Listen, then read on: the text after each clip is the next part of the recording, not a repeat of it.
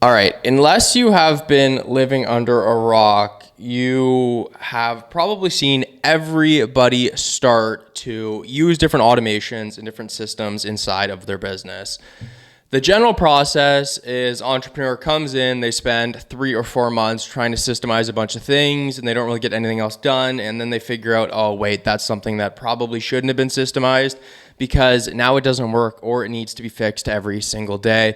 For example, emails with a ton of different context from phone calls to videos to different documents. Like it's almost impossible to automate a lot of those emails. It's impossible to automate calls. It's impossible to automate this content. But the things behind that you can automate. For example, coming up with thumbnails, coming up with different titles, coming up with scripts and different ideas to talk about on camera. Those are obviously things that can be automated. The first step to automating anything in your business is you need to map out your system. I'm going to show you mine, which is here.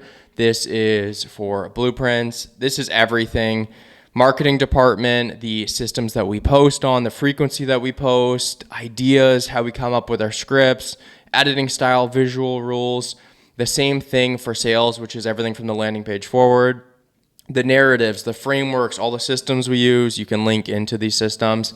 This is the entire business mapped out. And then around it, we have like our social media system. We have our actual organic funnel, which is absolutely ripping right now. If you've seen some of my short form, we're crushing over 100,000 views a video right now.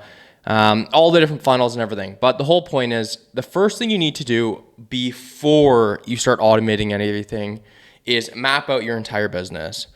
From here is where you start to figure out what are the operating procedures, and then you systemize those. Like for my email newsletter, I can't just write systemize email newsletter because the first thing about my email newsletter is how do I get the people there? And I get the people there from short form. So first I got to come up with a system to get people onto the email list.